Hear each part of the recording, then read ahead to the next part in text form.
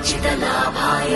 चन्द्रार्धकृतशेखराम् वृषारूढाम् शूलधराम् Shailputri Yashaswini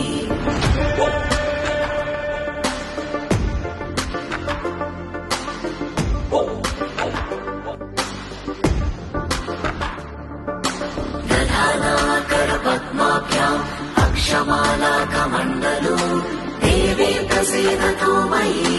ब्रह्मचारिण्यनुत्तमा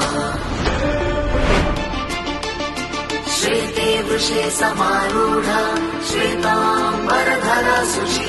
Mahagauri Shubh